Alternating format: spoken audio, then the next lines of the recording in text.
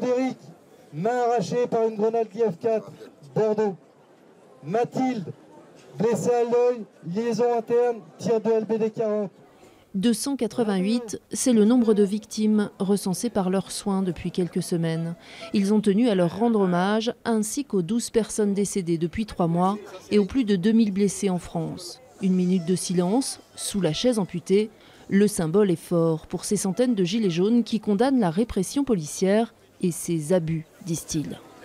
Moi, je suis venu dénoncer à l'ONU l'utilisation des flashballs, des LBD 40 et l'utilisation des grenades GLI F4 avec 25 grammes de tonite, de TNT. Ce sont des armes, il n'y a que la France qui utilise ça et c'est utilisé contre son peuple. On vient ici pour leur présenter le dossier sur les victimes.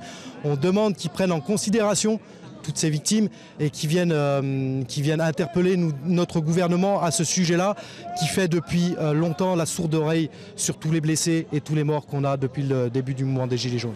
En fin de matinée, l'un d'entre eux a été reçu par le bureau du Conseil des droits de l'homme. Pendant ce temps, Jean Ziegler, le plus populaire des sociologues suisses, analyse et commente. Normalement, ce que le Conseil des droits de l'homme devra faire, et je pense qu'il le fera, c'est intervenir à Paris et dénoncer les abus de la répression comme étant des abus des droits de l'homme. 12 heures, c'est la fin annoncée de la mobilisation très encadrée à la Suisse. Les centaines de manifestants venus de toute la région Rhône-Alpes et du sud de la France en majorité se dispersent.